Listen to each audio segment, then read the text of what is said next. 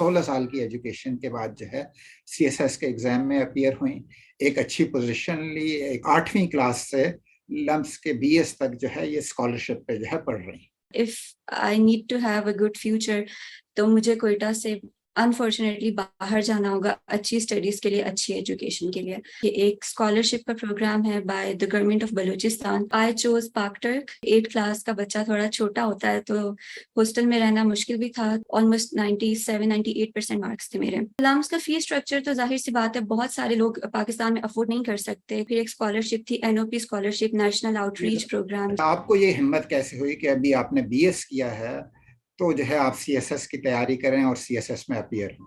मैं शुरू में 15 से 16 घंटे एक दिन में पढ़ती थी। अस्सलाम वालेकुम नाजरीन, हम गुफ्तगू के एक और प्रोग्राम के साथ हाजिर हैं। इस प्रोग्राम में हम कुछ नौजवानों के कामयाबी के सफ़र के बारे में जो है बात करते हैं। हाल ही में सीएसएस का रिजल्ट आया है और जो है कोई 2% रिजल्ट है, यानी कोई अगर 10,000 ने जो है अप्लाई किया था तो उसमें से सिर्फ 2% लोग जो है कामयाब हुए हैं, जिससे एक अंदाजा होता है कि ये एक मुश्किल इम्तिहान है। हमारे साथ मौजूद हैं वर्दा नासिर। इन्होंने भी इसमें कामयाबी हासिल की है और एक अच्छी पोजीशन ली है। तो इनका इस कामयाबी के सफ़र के बारे में जो है आज हम वर्दा नासिर से जो है बात करेंगे। मिस वर्दा नासिर का ताल्लुक कोयटा से है। इनिशियल एजुकेशन इन्होंने कोयटा में हासिल की और उसके बाद जो है इस्लामाबाद और लम्स वगैरह में। ये तमाम बातें इनसे हम करेंगे कि इनका सफ़र जो है कैसा रहा। आपको बहुत मुबारक हो सीएसएस क्वालिफाई करने पे। थैंक यू तो सर। कुछ हम आपकी सीएसएस की कामयाबी के बारे में भी बात करेंगे, तो पहले आप अपने बारे में कुछ बताइए। मेरा नाम वर्दा है। जैसा कि आपने बताया कि मेरा ताल्लुक कोयटा से है, मैं कोयटा में ही पैदा हुई। इनिशियल जो अर्ली एजुकेशन थी मेरी वो भी कोयटा से ही है। उसके बाद मैं शुरू से सर मुझे लाइक बहुत शौक था पढ़ने लिखने का। मैं अपनी फैमिली में सबसे बड़ी हूँ, मेरे 2 छोटे भाई हैं। तो जब मैं स्कूल जाती थी तो उस वक्त कोयटा के हालात अनफॉर्चुनेटली इतने अच्छे नहीं थे। यहाँ पे वो बहुत ज्यादा सेक्टेरियन वायलेंस और लाइक हालात बहुत खराब थे यहाँ के। तो तब ऐसा होता था कि हमारे स्कूल्स कॉलेजेस हर दूसरे दिन छुट्टी हो जाती थी कि आज ये मसला हो गया, छुट्टी हो गया। तो दैट वाज समथिंग जो मेरे लिए बहुत डिस्टर्बिंग थी वो चीज़। तो शुरू से ही, और मैं अपने कजिन्स को देखती थी जो दूसरे शहरों में है, फॉर एग्जांपल इस्लामाबाद, लाहौर। तो I used to feel like के if I need to have a good future तो मुझे कोयटा से अनफॉर्चुनेटली बाहर जाना होगा अच्छी स्टडीज के लिए, अच्छी एजुकेशन के लिए। तो अल्लाह का शुक्र है, अल्लाह ने मुझे अपॉर्चुनिटी दी। मैं 7th क्लास में थी जब मुझे एक रिलेटिव के थ्रू पता चला कि एक स्कॉलरशिप का प्रोग्राम है by the government of Balochistan, और उसको government of Pakistan basically fund कर रही थी। प्राइम मिनिस्टर स्कॉलरशिप प्रोग्राम था वो।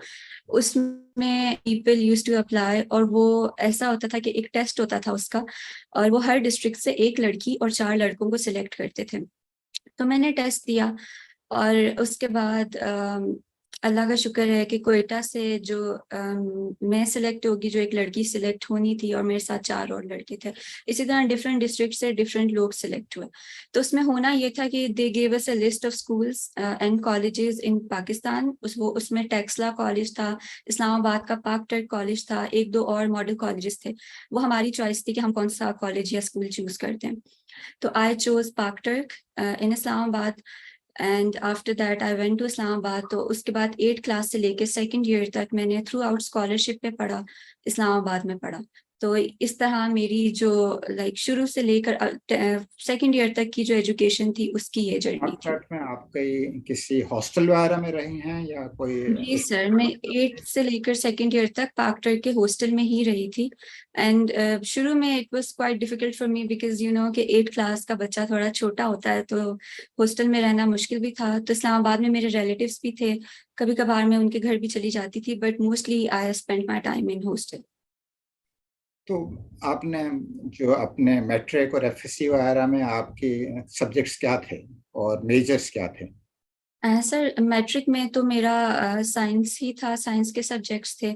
और मैट्रिक में एक इंटरेस्टिंग चीज़ ये भी थी कि 9th के जो हमारे फेडरल बोर्ड के पेपर्स थे उसमें मेरी throughout federal board 4th position थी। I got 512 out of 525। और इसी तरह मैट्रिक में भी मेरे काफ़ी अच्छे मार्क्स थे। It was 1017 out of 1050, almost 97-98% marks थे मेरे उसमें। तो और एफएससी में प्री इंजीनियरिंग थे मेरे सब्जेक्ट्स, तो इंजीनियरिंग के सब्जेक्ट्स मैंने रखे थे। तो कितनी आपको आपके ख्याल में मेहनत करनी पड़ती थी, स्टडीज को कितना टाइम देना पड़ता था? सर टाइम तो देना पड़ता था, जाहिर है if you want to achieve something in life आपको मेहनत तो करनी पड़ती है। ठीक है, कुछ लोग होते हैं कुदरती लाइक भी होते हैं, बट ऐसा नहीं होता कि आपको मेहनत नहीं करनी पड़ती। तो मेरा जहाँ तक मेरा सवाल है, तो मुझे याद है कि मैं घर भी बहुत कम आती थी क्वेटा। पेपर्स के नज़दीक तो बिल्कुल भी घर नहीं जाती थी, तो बस स्कूल के बाद थोड़ा सा रेस्ट करना और उसके बाद पढ़ाई, स्पेशली बोर्ड के पेपर्स के लिए, तो मेहनत करनी पड़ती थी। तो लम्स जाने का ख्याल आपको कैसे आया और वहाँ आपकी सिलेक्शन वगैरह कैसे हुई? सर लम्स का मुझे एक दोस्त के थ्रू पता चला। उसकी बहन थी, उसने भी लम्स में एनओपी स्कॉलरशिप पे पढ़ा था, तो she told me about it. और उसके बाद हमारे कॉलेज का एक टूर था लाहौर का, जिसमें वो हमें डिफरेंट यूनिवर्सिटीज का विजिट करा रहे थे। 10th क्लास की ये बात है। तो जब हमने लम्स का विजिट किया and I met the faculty वहाँ पर, तो आई वाज सो मोटिवेटेड और मैंने सोचा कि मैंने यहीं आना है। मैंने तभी डिटरमिन कर लिया था। फिर जब मैं फर्स्ट ईयर में थी तो मैंने इस पे थोड़ा रिसर्च किया कि अच्छा लम्स का क्या फी स्ट्रक्चर है और उसमें कैसे अप्लाई किया जाता है। तो लम्स का फी स्ट्रक्चर तो जाहिर सी बात है, बहुत सारे लोग पाकिस्तान में अफोर्ड नहीं कर सकते, काफ़ी एक्सपेंसिव यूनिवर्सिटी है। तो मुझे स्कॉलरशिप्स का फिर पता लगा। फिर एक स्कॉलरशिप थी NOP scholarship, national outreach programme जिसको हाँ, कहते हैं। जरा कुछ नेशनल उसमें आउटरीच के बारे में बताइएगा, इस प्रोग्राम के बारे में। सर इस प्रोग्राम में बेसिकली जब स्टूडेंट्स फर्स्ट ईयर में होते हैं, आइडियली ये होना चाहिए कि जब वो फर्स्ट ईयर में होते हैं तो मार्च में ऑलमोस्ट इसकी एप्लीकेशंस ओपन होती हैं लम्स की वेबसाइट पे। आप वहाँ पे जाके अप्लाई करें। उसमें एक कट ऑफ होता है कि आपके 10th में 80% मार्क्स होने चाहिए, फर्स्ट ईयर में 70% मार्क्स होने चाहिए। तो आप अप्लाई करते हो उसमें और उसके बाद आपको वो शॉर्टलिस्ट करते हैं, आपसे डॉक्यूमेंट्स वगैरह मांगते हैं। फिर ऑलमोस्ट आपको 2 वीक्स के लिए वो लम्स बुलाते हैं। समर एक प्रोग्राम होता है, एनओपी प्रोग्राम होता है। उन 2 वीक्स में वो आपको सेट की तैयारी कराते हैं। SET is basically the test जिसके थ्रू आप लम्स के एडमिशन के लिए अप्लाई कर सकते हैं। तो उसमें आपको उसकी तैयारी कर, तो एनओपी काफ़ी अच्छा एक्सपोजर था मेरे लिए। आई मेट डिफरेंट पीपल और बहुत कुछ सीखने को मिला। तो उसके बाद एक्चुअल एडमिशन के लिए फिर ये होता है कि जब अगर आप एनओपी के थ्रू सिलेक्ट हो जाते हो, उसमें ये क्राइटेरिया भी होता है कि आप मेरिट पे आ रहे हो। उसमें ये भी होता है कि आप फाइनेंशियली डिजर्विंग हो या नहीं हो। तो ये सारी चीज़ें करके आप सेट देते हो और सेट की फ़ी भी वो आपके लिए खुद पे करते हैं, बिकॉज सेट की फ़ी भी काफ़ी ज़्यादा है पाकिस्तान में। तो आप सेट देते हो। सेट के अंदर बेसिकली मैथ्स और इंग्लिश का पोर्शन होता है, तो उसके लिए भी काफ़ी अच्छी तैयारी करनी पड़ती है। बहुत अच्छा स्कोर चाहिए होता है लम्स में एडमिशन के लिए, सेट के लिए। अब मेरा स्कोर था 1300 आउट ऑफ 1600। तो उसके बाद अल्लाह का शुक्र है कि मेरा एडमिशन हुआ Suleman Dawood School of Business में, जो कि one of the most prestigious school of businesses है पूरे वर्ल्ड में। पाकिस्तान में it's one of its kind. तो तो सलमान दाऊद मेरा से एडमिशन इस तरह आपने से हुआ। क्या डिग्री का नाम क्या था, कौन से प्रोग्राम था आपका? सर मेरी डिग्री का नाम था BS honours in management sciences. In management sciences, okay. तो लम्स में आपने 4 साल गुजारे और फिर उसके बाद जो है आपने सीएसएस के लिए अप्लाई किया, फौरन ही आपने अप्लाई कर दिया या कुछ अरसा बीच में गैप लिया? जी सर, 2021 में मेरी ग्रेजुएशन हुई और 2021 में ही मैंने तैयारी शुरू कर दी। 2022 के पेपर्स दिए मैंने, तो फौरन ही मैंने अप्लाई कर दिया था। तो स्टडीज के दौरान ही आपने सोच लिया था कि आपने सीएसएस की तरफ जो है अप्लाई करना है? जी सर, स्टडीज़ के दौरान ही मैंने सोच लिया था, क्योंकि मेरा शुरू से सोशल सेक्टर की तरफ रुझान काफ़ी ज़्यादा था। इवन दो मेरी डिग्री मैनेजमेंट साइंसेज में थी, लेकिन still I took some courses humanity के भी, सोशल साइंसेज के भी, ताकि एक डाइवर्स एक्सपीरियंस हो, मेरे पास डाइवर्स नॉलेज हो। तो उसी 4 सालों के दौरान आई रियलाइज्ड कि CSS is something which I should try. और क्योंकि उसमें पाकिस्तान अफेयर्स, करंट अफेयर्स, ऐसी चीज़ें थी जिसमें मेरा काफ़ी इंटरेस्ट भी था। I use to read newspaper daily. Even जब मैं सीएसएस की तैयारी नहीं भी कर रही होती थी, मैं लम्स की लाइब्रेरी में जाके बैठ जाती थी, डिफरेंट बुक्स पढ़ती थी। तो मैंने अपने खास तौर पे सीनियर ईयर में, जो मेरा लास्ट ईयर था, उसमें सोच लिया था कि ग्रेजुएशन के बाद मैं सीएसएस की तैयारी करूँ। तो एक सिग्निफिकेंट तादाद है जो कि सीएसएस में जब अपीयर होती है तो शायद उन्होंने एमएस वगैरह किया होता है। तो आपका क्या ख्याल है, आपको ये हिम्मत कैसे हुई कि अभी आपने बीएस किया है तो जो है आप सीएसएस की तैयारी करें और सीएसएस में अपीयर हों? बहुत से लोग एमएस करके ही करते हैं ताकि वो उनका बेसिक मोटिव ये होता है कि उनकी डिग्री भी सिक्योर हो जाए, जस्ट इन केस अगर उनका सीएसएस नहीं होता तो कोई बैकअप ऑप्शन है उनके पास। बट मैंने ये सोचा कि एक यंग एज जब होती है बंदे की, वो मोटिवेटेड होता है, डिसिप्लिन्ड होता है, तो अगर आप यंग एज में ही कर लें, ट्राई कर लें तो अच्छी बात है। मास्टर्स के लिए तो फिर पूरी जिंदगी पड़ी होती है, सीएसएस की तो एक स्पेसिफिक एज ब्रैकेट होती है जिसमें आप अप्लाई कर सकते हो। तो सीएसएस के सिलेक्शन प्रोसेस के जो अप्लाई करने से लेकर आखिर तक के प्रोसेस के बारे में थोड़ा बताइएगा हमारे नाजरीन को।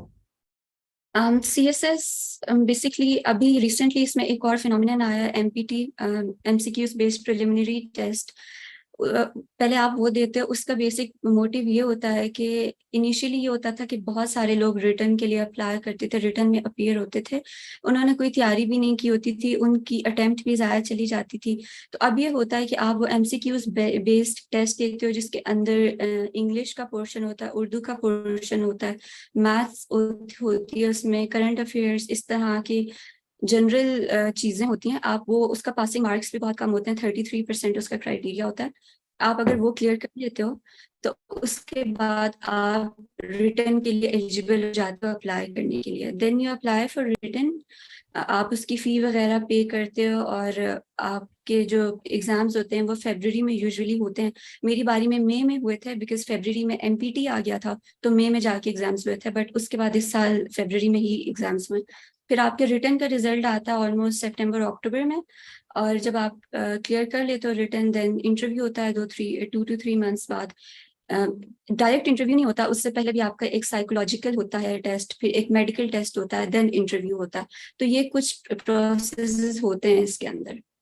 तो रिटर्न के लिए कोई सब्जेक्ट्स जो है अपनी चॉइस बतानी होती होगी, तो वो आपने कौन से सब्जेक्ट्स चूज किए थे और वो कितने होते हैं टोटल जिनका? सर जी सर, CSS में टोटल 12 सब्जेक्ट्स होते हैं जिसमें से 6 कंपलसरी होते हैं और 6 ऑप्शनल्स होते हैं।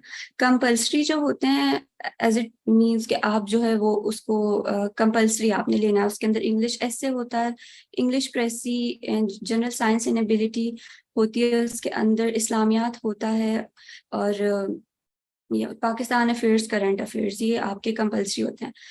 ऑप्शनल्स के अंदर you have a wide range of choices, वो आप अपनी डिग्री पे डिपेंड, कुछ जिन लोगों ने physics, bio, anything and everything आप उसमें से सिलेक्ट कर सकते हो। जो मेरे सब्जेक्ट्स थे, I chose political science, business administration, gender studies, sociology and mercantile law. तो ये मेरे सब्जेक्ट्स थे जिसमें से business administration and mercantile law दो ऐसे सब्जेक्ट्स थे जो मेरी डिग्री से रेलिवेंट थे, बाकी सब मेरे लिए न्यू था, तो वो मुझे शुरू से पढ़ना पड़ा था। अच्छा, तो ये बताइएगा कि अभी आपकी कौन से ग्रुप में एलोकेशन हुई है, कौन से उसमें आप जाएंगे? सर मेरी एलोकेशन हुए इनलैंड रेवेन्यू सर्विसेज में, IRS। आईआरएस से मतलब जो यानी टैक्सेशन और एफबीआर वगैरह जी से सर, डील? FBR के बेसिकली 2 विंग्स होते हैं, एक कस्टम्स होता है जो बॉर्डर मैनेजमेंट और बॉर्डर पे टैक्सेशन का काम करते हैं। इनलैंड रेवेन्यू आपकी कंट्री के अंदर जितनी भी टैक्सेशन होती है उसको मैनेज करते हैं। और कोई आप अपनी पोजीशन वगैरह के बारे में बताएंगे? और कुछ आप, मैंने ये भी सुना है कि कोई एक सब्जेक्ट में आपने टॉप भी किया है, वो कौन सा सब्जेक्ट था? जी सर, मैंने जनरल साइंस एंड एबिलिटी में टॉप किया है। आई गॉट 91 मार्क्स जो कि हाईएस्ट थे, और मेरी ओवरऑल जो मेरिट है आउट ऑफ पाकिस्तान 100? में, यस 91 आउट ऑफ 100। अच्छा, माशाल्लाह। और ओवरऑल मेरा जो मेरिट था पाकिस्तान में, इट वाज 335। अच्छा, ग्रेट जी। यस। तो आप क्या देखती हैं कि कोयटा से आपने सफर शुरू किया और फिर लम्स तक पहुंचे और सीएसएस आपने कर लिया, ये कहाँ कहाँ, मसलन लम्स में आपको कितनी मेहनत करनी पड़ी, या जो आपने सीएसएस है उसमें आप बता रही हैं कि आपकी स्टडी से रिलेटेड 2 सब्जेक्ट थे, बाकी आपको शुरू से पढ़ने पड़े, तो कितनी आपको मेहनत करनी पड़ी और इसके लिए आपने क्या कुछ किया, इसका प्रोसेस क्या था? मेहनत तो आपको करनी ही पड़ती है। जाहिर सी बात है, कोयटा से निकल कर जब मैं कोयटा से निकल कर इस्लामाबाद गई, I was still a child, ठीक है।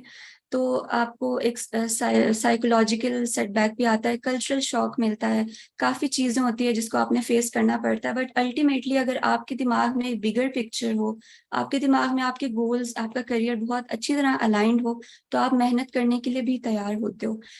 क्वेटा से पाकटर्क जाना एक अलग तरह की मेहनत थी, फिर पाकटर्क से लम्स जाना एक अलग तरह का एक्सपीरियंस, अलग तरह की मेहनत थी।